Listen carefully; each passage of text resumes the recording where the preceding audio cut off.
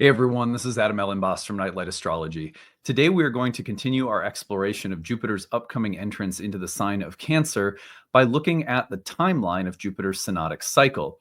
It's really interesting to note that just as Jupiter is entering the sign of Cancer, it's going to receive the conjunction from the Sun, which is effectively the death of Jupiter and the beginning of its new cycle. I've talked about this in the past. Over the past couple of months, we looked at the death and rebirth of Saturn through its Synodic Cycle. And we've talked about what happens throughout the entire course of a synodic cycle with a few other planets this year. But we're going to look at it again today from the standpoint of the Kazimi that's upcoming between the Sun and Jupiter. This happens just as Jupiter enters Cancer. What does this mean, and how is it related to the overall cycle of Jupiter with the Sun over the past year? And then how can you track this cycle moving forward? I'm going to give you, in addition to kind of outlining the cycle, I'm also going to give you the date and time of the upcoming Kazimi as the reset moment and what to watch for around that Kazimi, which again is happening just as soon as Jupiter enters Cancer.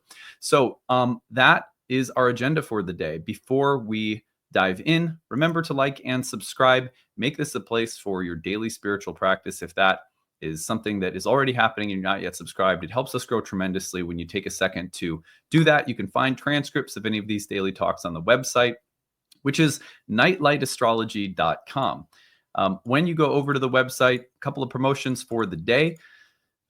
First of all, go to the events page, click on in-person events. We have a solstice gathering here in Minneapolis on June 21st. RSVP to attend. It's free, facilitated by our Kickstarter. We have a number of events that are free year-round for people to attend. This is an in-person time to gather for some meditation and reflection on the meaning of the solstice. Just RSVP so we know you're coming. We can bring enough supplies. And then let's go to speaker series. June 7th, 8th, and 15th, coming right up, we have our summer speaker series. This is also something where we do and make free and open to the public through the Kickstarter. We're able to pay our speakers nicely and make these talks free because of all of your generosity and support of the channel. So check these out as well. Register, and if you can't attend live, you get the recording afterward. Go to Live Talks and you'll see my next webinar for the month of June is coming up. Uranus and Gemini trine Pluto and Aquarius when new objects appear in the sky. Register to attend that one on June 19th from 7 to 9 p.m. Eastern. And if you can't attend live, you get the link.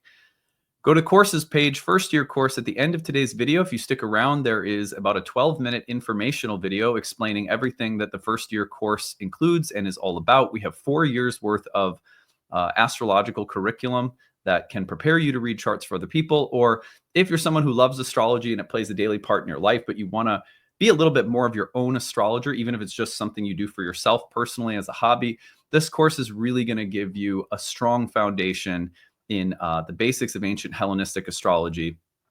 And it's going to give you more of the skill and ability to be your own astrologer day by day. And I think that there's really no substitute for that. At some point, I recommend everyone who takes astrology seriously go through a reputable program.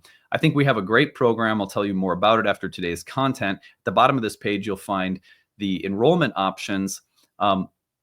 There is need-based tuition. So if you're someone who'd like to take the program, but you need to work within a budget, this provides you with a sliding scale that you can work within. We're very glad to offer that so that really nobody's priced out of taking a program that will enhance your life on a spiritual level. We think that material like this should be accessible. So on that note, let's now turn our attention to the real-time clock and take a look at this Jupiter dynamic. So what I want to do today is just kind of map out for you what's happening as soon as Jupiter enters the sign of Cancer. It really is a special thing that's taking place. So if we, I should say first before I dive into this, we are here today on Wednesday, June 4th. So we are rapidly approaching the entrance of Jupiter into Cancer, which happens on Monday the 9th. Now, just as soon as Jupiter enters the sign of Cancer, you'll notice that trailing right behind it is the Sun entering the last decan, the last 10 degrees of Gemini. As soon as the Sun crosses into Cancer, the two planets are preparing to conjoin. This is the death of Jupiter and the rebirth or reset of its synodic cycle. Ancient astrologers literally envisioned this conjunction between the sun and any planet or any planet and the sun, depending on whether it's a superior planet that moves slower than the sun or an inferior planet that moves faster than the sun, as a death for the planet conjoining the sun and its rebirth within the cycle. Just like nature goes through cycles of life and death, winter and spring, planets go through the same thing in their synodic cycles with the sun. So what's interesting is within the first couple of degrees of entering the sign of Cancer, look at this. All of a sudden, the sun conjoins Jupiter exactly at 3 degrees of Cancer. This is about June 24th, just after the summer solstice. So June 9th, Jupiter enters Cancer. June 24th, mark your calendars for that day. It's a very powerful day. We're going to be talking about it, of course, closer to that date on the channel. So we will refresh on this. So, okay, in case you're like, I'm in the car, I can't write this down. Don't worry, we'll get back to it later. But the point is that this is the death and the rebirthing moment of Jupiter. Now, if this were in any other sign, well, not any other sign, but if this were in a sign that Jupiter didn't rule, that Jupiter was a guest in, say Gemini, then this reset moment would be much more difficult for Jupiter. When a planet is in its own sign and it hits that synodic reset with the sun, the conjunction to the sun, it would typically be burnt up if it's not in its own sign. But if it's in its own sign or exaltation, then it's said to be protected by virtue of being in its chariot. So even though this is a death and rebirth moment for Jupiter, it is genuinely a much more constructive moment of combustion, Kazimi, and reset for Jupiter here than it often is. In that cycle, you're only going to get 3 signs, Pisces, Sag, and Cancer, where the dignity sort of saves Jupiter from the combustion.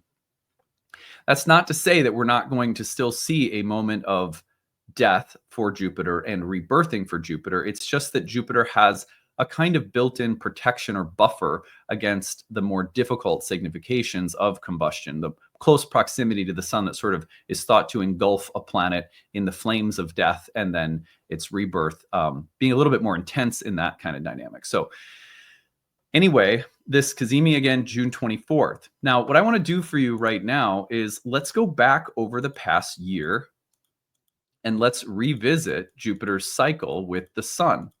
The reason that I see this as an important exercise right now is that we have a reset moment between these two planets that also allows us an opportunity to reflect on their previous cycle. So what I want to do is go back about a year, and we're going to watch the process. I'm going to come back and comment more on the upcoming Kazimi and what to watch for with it. But if we go forward just a little bit, you'll notice that when Jupiter enters Gemini around the end of May 2024, about a year ago, that it was also happening just at the time of a reset in its synodic cycle. Now, that reset actually happened in late Taurus, just prior to Jupiter entering Gemini. So here you can see, this is about May 18th of 2024 that the reset occurs. There are different ways of tracking planets, right? You can track a planet through its entire process of moving through a whole sign house in your chart. For example, over the past year, we've been talking recently on the channel about how you could reflect on Jupiter's time in Gemini. There are so many different ways of tracking storylines or narrative arcs along the pathways of the planets. One of them is just house and sign. So we've done that. But look at this synodic cycle. Think about where your life was in about the middle of May last year. From that moment forward, about May 18th, Jupiter began a new cycle. Now, let's trace the development of that cycle. Shortly after the synodic reset, which would have been a little bit more difficult for Jupiter because it was in Taurus, where it is not protected from the combustion. So last May, there might have been a somewhat difficult moment of rebirthing. Well, what does that look like, practically speaking? There are a few things that you can watch for, and I'll just take my screen down for a second. Now, this is, again, some people, if you don't like this kind of memory work, this episode today may not be like the best one for you. But if you go back to last May, the point is that you will be looking at a time for Jupiter where there's a reset occurring and it's a little bit more challenging.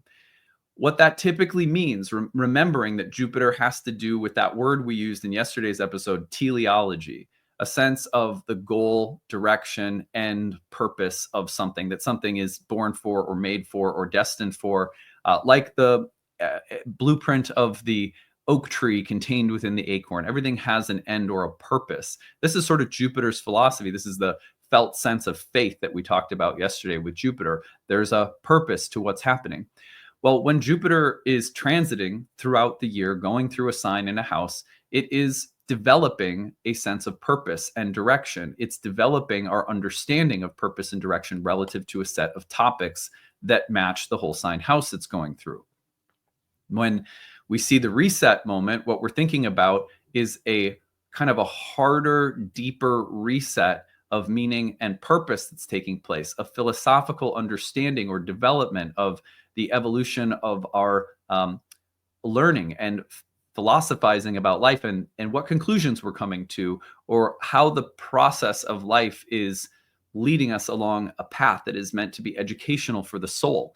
Jupiter sort of presides over all of that.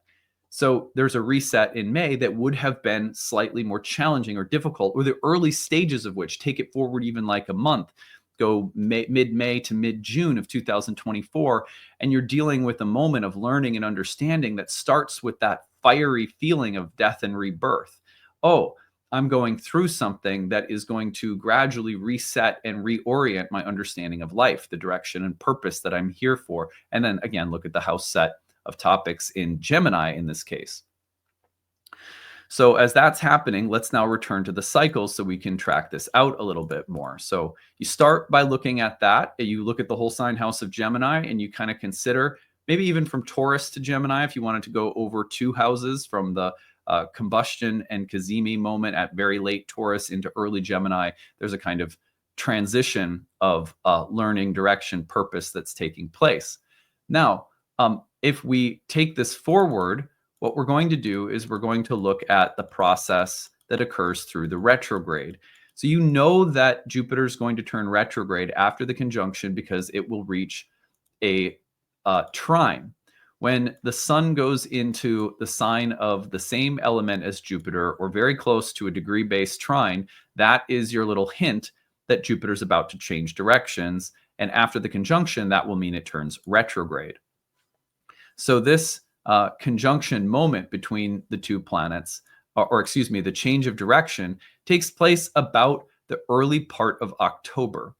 So you can see this, you can see Jupiter stationing right there as the sun is approaching the trine.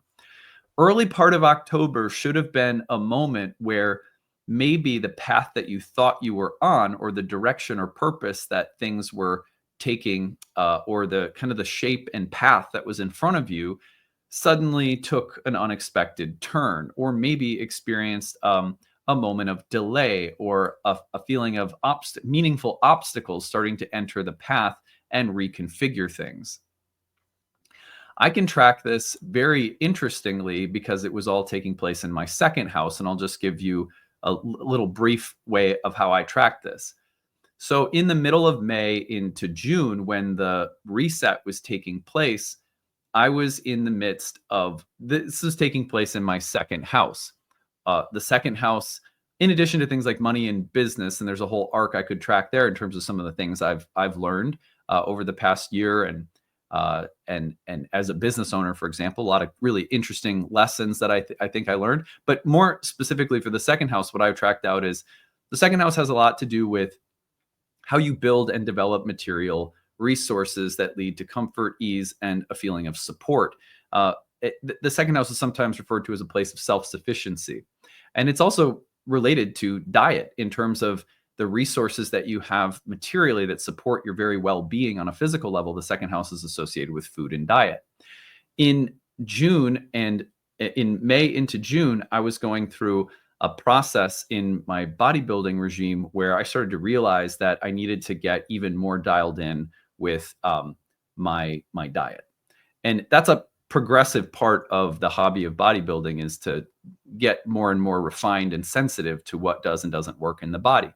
So I went through some big aha moments that weren't necessarily easy in May and June around what was working and what wasn't working in my diet, things I was sensitive to, and so forth. In October, mid-October, that process reached a culminating moment where I had to switch coaches. I just realized that the coach wasn't a match. So there it is, right along the lines of the station to retrograde in my second house. So you can track this out too. Again, look at mid-May to June. What kind of shift in direction and purpose relative to the house topics of Gemini were taking place? And then around early October, Jupiter's changing directions again. Look at what was a period of revision or reflection upon what you had started learning back in May or June, or maybe a change of direction that's now implementing itself after initial lessons learned. Okay, so then we keep tracking. We're going to go through this really important moment in the cycle where the sun then opposes Jupiter. So the opposition is sort of like the full moon of the cycle. This should really be where things are kind of fully blossoming. And not surprisingly, it was right around this time with the new coach that I found after the October retrograde that we started implementing some very fine-tuned dietary changes in my life that he helped me figure out over the first couple of months of really investigating what was going on in my program. So again, this might all be pretty stupid to you guys. It was a big deal to me because it's really a big hobby of mine. But I was really impressed with the kind of synthesis of information that he took after looking at how things were going over a couple of months. And then we fine-tuned the plan right here at the full moon. But you could look and say to yourself, wherever it lands in your chart, like what within the journey of Jupiter in the past year in that sign of Gemini, what was sort of peaking around early December? This is a moment where, in a sense, the process of learning and the way that Jupiter is directing our life and reorienting our sense of purpose and direction in the biggest way, but also relative to the topics, is reaching this kind of full moon moment. Now we go forward a little bit more, and we're going to see that the next whole sign trine shifts Jupiter directions. Whole sign degree based, it's coming through right about here. You can see the connection between the sun and Jupiter while Jupiter's retrograde. The trine is present again, and so we're going to shift directions. And now Jupiter's direct, and that direct motion comes between late January and early February. The exact station to turn direct is right about February 4th, right? And then we're at this point now, Jupiter turns direct. I think it's really interesting. Like, one of the things that happened throughout the year was this is a silly thing. Like, it really is just like so basic, but like just switching topics out of the bodybuilding part of my life and into the second house as a place of business through a process of learning and reflecting upon things. We had been located on the East Coast in DC, and then we moved to what is home for both of us back home in Minnesota. It was around this time that I realized that it was going to be more advantageous for us for a variety of reasons to work with an accountant and a CPA that was based here in Minnesota that understood the tax laws of our state better than someone who was still located on the opposite coast. You know what I mean? Simple. It wasn't, and there was the other CPA was a really nice person. So it wasn't like a conflict or anything, but it was just like this adjustment. Of course, Aquarius is my 10th and Jupiter is my 2nd. So just adjusting who we were hiring to work with for bookkeepers for our work and an accountant, tax accountant, all that. So that shifted right as Jupiter turned direct in February. Isn't that cool? And also, this is the other thing, the implementation of the plan with my trainer as Jupiter turned direct was reaching its peak in terms of achieving the results that we wanted to achieve. And I noted that in my astrological journal. Oh, look, Jupiter's turning direct, and this new plan that we implemented through revision of the previous diet is achieving the intended results that the new trainer thought it would. And now I'm just going to have to see this through for a while as the plan is sort of doing its work. But it's now starting to, under the change of direction, we're actually starting to see the results that we want to see. And that has to do with body composition and stuff like that. So it's like, I don't know, it's probably pretty boring. Again, I don't mean to bore you with all of that. But so then if we go forward, and track that out, look at the whole sign house of Gemini, you'll see it's remarkable how the story works. Now, if we come forward, right, Jupiter's been direct, humming along. Now, this is where we get to the reset, June 24th. So coming up very soon, we have another reset moment. The nice thing about this reset is that unlike last year's reset that happens while Jupiter is like lit on fire without any dignity, this Jupiter is exalted, which means the reset should be relatively more peaceful or calm or smooth. It's a transition into a new chapter that begins maybe even with a sense of an exalted new beginning. Jupiter's exalted in this sign. The new beginning that's promised here with Jupiter's new cycle may be reorienting our life with just an aura of emotional happiness around it, as well as all of the themes of Jupiter and Cancer that we've been talking about. The Kazimi to me really strikes me as uplifting. When the sun is infusing its light into an exalted Jupiter, it's probably going to look and feel like a significantly easier turn of the page or chapter than last year's did. So again, I know I always feel kind of bad doing these episodes because I know like 50% of the audience is probably like, this is too much for me to track. But I also do know that there are enough intermediate and advanced students out there that really benefit from this kind of tracking, or that just enjoy it more. And so I like to provide them from time to time. But let me give you 5 things that are very practical in case you don't like any of the tracking I've gone through. You're tired of hearing me talk about my stupid bodybuilding routines. I get it. You're like, shut the F up and tell me. So anyway, here's what the Kazimi brings that anyone could benefit from knowing going into this June 24th upcoming Kazimi while Jupiter's in Cancer. Remember, Jupiter enters Cancer Monday. If you wanted to go back yesterday, you could look at a bunch of themes and topics for that upcoming ingress on its own. We're going to do horoscopes tomorrow. But for now, here's what the Kazimi brings on the 24th. Anytime that the sun is infusing its light in a planet at the outset of a synodic cycle, that planet, relative to its own nature, is infused with new images, new intention, new direction, new purpose from the sun. That's a funny thing to think about when it comes to the sun and Jupiter, because both planets actually have a lot to do with that word teleology. Just the sun and Jupiter, just like, can both represent many of the same things. Wisdom, the sun was in its joy in the 9th house, the place of wisdom. But Jupiter also associated with the gradual accumulation of life experience and wisdom. So the two planets actually share a lot in common when it comes to that sense of direction and purposefulness. When the sun infuses its light into Jupiter, there's a very clear, direct sense of ambition, purpose, resetting, or of understanding and that felt sense of what life is about in terms of our values or our philosophical approach to life being reset. So an infusion of new images and ideals that will light the way and guide and direct our sense of purpose for the entirety of the next year with Jupiter in Cancer. You're going to watch for these things on June 24th. Number 2 would be completion of a cycle and harvesting. What often happens right as this reset is taking place is you'll also get this feeling of having gained or learned or downloaded the lessons of the entire last cycle. It's not uncommon for people to feel like there's a feeling of a new beginning taking place, while simultaneously you feel as though you're harvesting or sort of putting a little bow around the previous cycle. So watch for that feeling of things completing or of gathering insights and integrating experiences from the entirety of the last year. Again, going back to like May, June of 2024. Then you have failure and exhaustion. Now, not as much because Jupiter's protected in its chariot, but as the sun comes through, there is a feeling of, like I've reached the end of a process.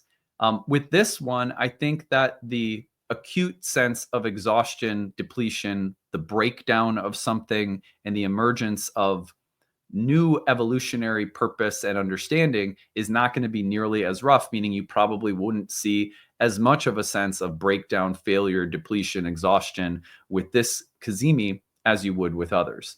But still, you may notice that you're just sort of reaching the end of, your gas tank is on empty. But don't be surprised if gradually over the next couple of weeks after the Kazimi separates that you feel it, that the tank is being filled up again with A real nice Jupiter in Cancer. Again, I don't see this being a huge issue.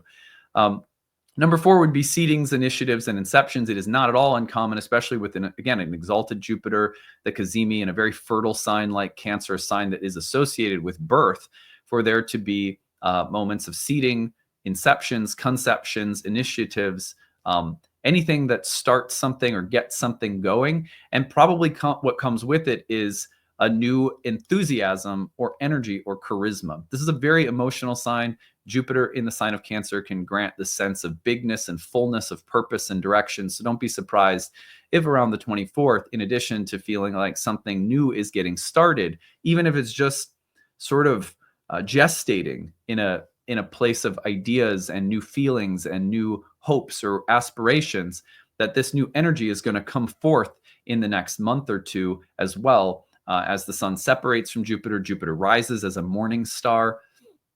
And from that position, we'll start to see the rising of Jupiter as the morning star in its exaltation, really announcing the birth of like a new story arc in our life. Now, what we're going to do tomorrow to fill all of this out is to do some whole sign horoscopes. That way you get this real clear sense of where the infusion of new images and ideals, or the completion of a cycle, harvesting, where you might be feeling a turn of the page or chapter in terms of the topics. So today, again, if the tracking is not your thing, listen to yesterday's video, because we do just a lot more mundane coverage of the archetype. And then tomorrow we'll do horoscopes for those of you who need some reminders or some guidance with respect to the house position.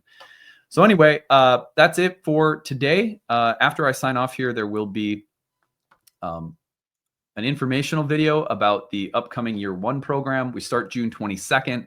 It's a really auspicious election for the start of our course this year, because we've got Uranus and Pluto entering into an airy trine, Jupiter, the god of wisdom, in its exaltation. Like, this June program has one of the nicest elections around it of the past couple of years.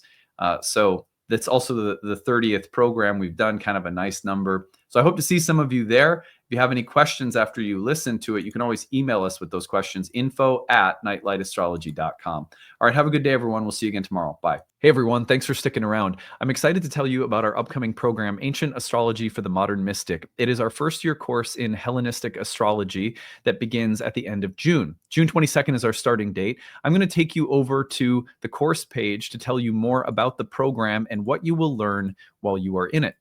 So here we go over to the Nightlight Astrology website. You can find this at nightlightastrology.com. Click on the courses tab, go to the first year course. Now, this program is ideal for people who maybe have a little bit of background already in astrology. Maybe you've done some studying on your own independently, taken some courses or webinars and workshops, but you're looking to deepen your understanding of astrology. And maybe Hellenistic astrology in particular has been calling to you. I'll tell you more about what Hellenistic astrology is in a minute, but on the first year course page, you're going to find everything that the course includes. I want to make the structure of the course clear first. And then at the end, I'm going to tell you 5 reasons that I think anyone might have for studying astrology. And you can see if you check any of those boxes. First of all, there are 30 classes on the year. It's just a little under a year-long program with 30 webinars. Every webinar is 2 to 3 hours long, including a lively Q&A and conversational section after we finished our lesson for the day. Each of those lessons I lead personally through live webinars, so you can attend those live. If you want to follow along at your own pace in your own time, on your own schedule, you can always look at the recordings and take those in. And I'm going to show you what the class page looks like so you can see how you can interact with the course as uniquely and creatively as you want to. But you can either attend the live webinars or listen to the recordings, or audio or video. In between major units of study within those 30 classes, we have separate classes outside of the 30 classes that are essentially tutoring sessions led by our staff, our course directors. We have 3 of them for our first year program, 3 tutors that help me guide every single class you're in and lead study sessions, and are also staffing an interactive group forum discussion where you can ask questions, look at charts, practice what you're learning with all of your classmates and with tutors there to help you. They'll always answer questions within a business day. So it's a really well-staffed, well-structured program. In between those major units of study and the breakout sessions, we also have guest speakers that come in throughout the year that you get free access to. The recordings are archived for you in your class folders. So you're getting people within our curriculum. And you're also getting to visit with some astrologers who are outside of the Nightlight School, but we really admire their work, and so we bring them in. You also have a ton of bonus material. With every lesson, we have recommended quizzes, study guides, optional reading. And that allows people who are really, really, intense, deep, like studious types to go as far as you want to with the material, while other people who are maybe, content to take things in at, just kind of taking in the classes, that's there for you too. So you can kind of go as deeply as you want to. The class, as the year goes on, goes through major units of study in ancient Hellenistic astrology. So if you're not familiar with ancient Hellenistic astrology, this is the earliest form of horoscopic astrology. This is where the astrology that you've probably learned today comes from originally. And that makes some of its features unique. Like, for example, ancient astrologers utilized whole sign houses. We study why they used whole sign houses, how they used them, and we study the why behind really everything: houses, signs, planets, aspects, dignities, essential and accidental dignities, delineation approaches. How do you read and predict within a natal chart? All of those theoretical areas of astrology, we not only learn how to do, but we learn the why behind it. And this is what I think people find most empowering about the course, is that ancient astrology really helps to give you the rationale for everything so that you have the insight available to go off script. What I mean by that is, like, let's say you're learning about a sign, Aries or Taurus or a Gemini, something like that. Ancient astrology won't just give you a list of the adjectives or keywords or descriptions of, say, a sign or a planet. It will give you an underlying philosophical explanation that then allows you to extrapolate from it the kinds of lists that you read in textbooks, which means you'll have an understanding of why everything on a list in a textbook is there in the first place. And you'll also have the insight and creativity available to add things to the list that are a part of your own unique intuition and contribution to astrology. And this is what ancient astrologers wanted students of astrology to learn: the why behind everything. So this is a class where, even though you're seeing things like planet signs, houses, dignities, aspects, and you're like, oh, I've already learned about those things. Not if you haven't studied Hellenistic astrology. I don't mean to sound condescending, but like, truly, most people's experience coming through this program is, wow, I had no idea all that I didn't know about the roots of everything that I've understood thus far about astrology. So it really is about digging into the philosophical core of why we do everything. And then you have greater intuitive and creative capacity as an astrological craftsman or craftswoman. So anyway, that's a brief explanation of why I think Hellenistic astrology is important. Not to mention that ancient astrology was really focused on our ability to accurately describe and predict things in the realm of karma, fate, and destiny, whereas modern astrology's hallmark and strength is psychological depth. And so when you put the two together in our program, which is why it's called Ancient Astrology for the Modern Mystic, I think you have something really special. So on that note, you can see everything that we cover here. So there's a video with some of our alumni you can watch. Everything is there on the page.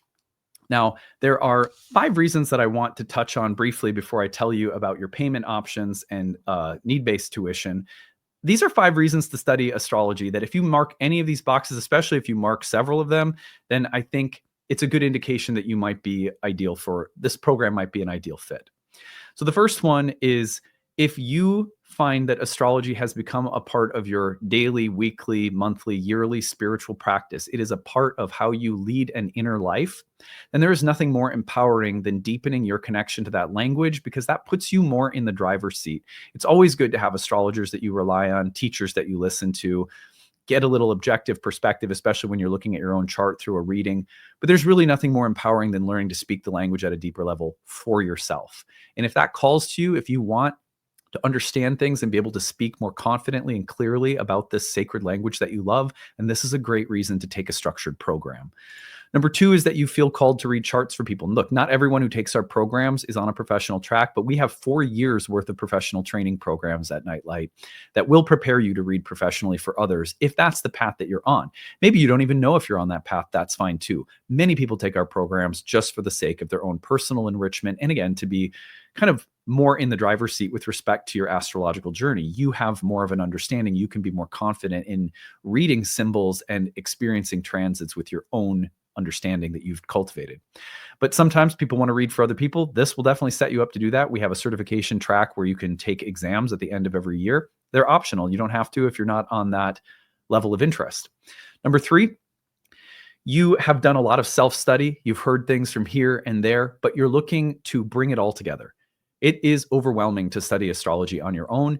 So if you want organization, structure, and coherence, what you're getting in this program is going on 15 years of training astrologers, 15 years of developing curriculum that has in mind the overwhelm that many people experience. And this program is structured year 1, year 2, year 3, however far you want to go with our curriculum, to give you an organized, structured, coherent way of understanding the history and language of astrology from both ancient times to modern times in all of the vastness that the field includes. And also, as we go, we want to give you the confidence that you are a part now of an astrological lineage.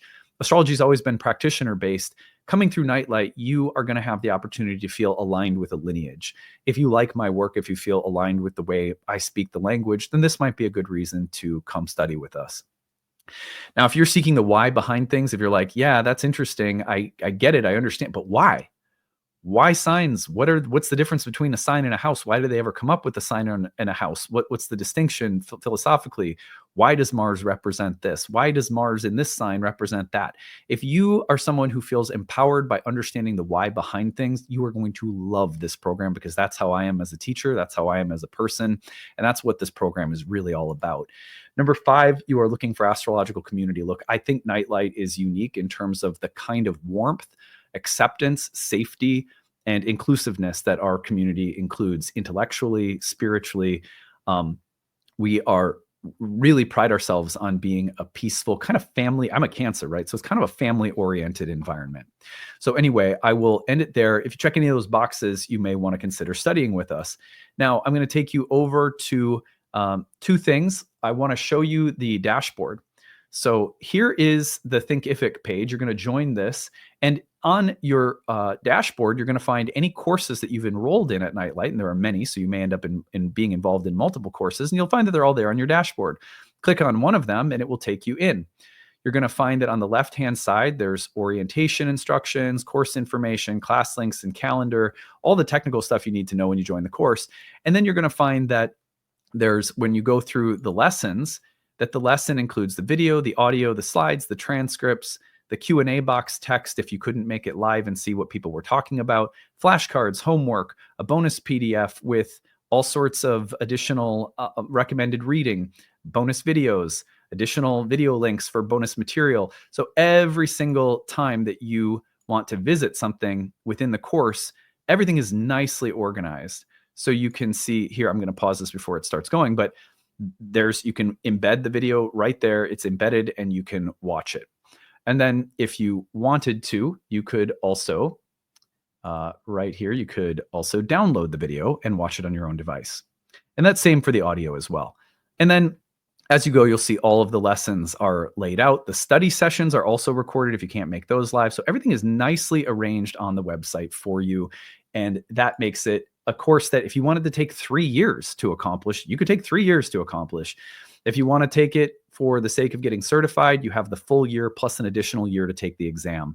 So, 2 years total that we give people if you're on a professional track. But most people complete the program in a year. And a lot of people, over 50% of our students go on to our year 2 and then our year 3 and horary programs as well. Now, final thing I'm going to show you is right here. You're going to find here is the enrollment options at the bottom of the first year course page. Again, this is at nightlightastrology.com, and you're going to click on the first year course, go to the bottom. The early bird payment saves you several $100s off the cost of the course. That's available till May 15th. Early bird installment plan saves you on the installment plan, regular cost of the course. That's also only available until May 15th. And then need-based tuition. All of our programs include a need-based option where we give you a sliding scale and we say, you pick your monthly tuition number within this sliding scale, which is greatly reduced off the normal tuition price. That is for people who are on a fixed or limited income, receiving disabilities, single mom, whatever the case might be.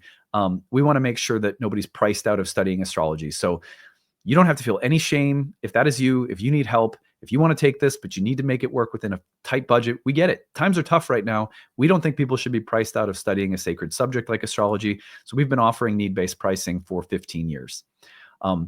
Nightlight is a donation-based school. It started that way. We have a sliding scale, so it's kind of like donation. You get to choose your rate anyhow. So if that's something that will help you, please use it. Thank you for listening to this. I hope it gave you a really deep and comprehensive introduction to what the course is all about and why you might find it exciting to come study with us starting at the end of June. So any questions you have about the program as you're visiting the course, email us, info@nightlightastrology.com. We'll be glad to talk about anything that you have questions about. We are here and we have a wonderful staff of people at Nightlight who will be a part of your learning experience and are all glad to help you. All right, that's it. We'll see you again later. Bye.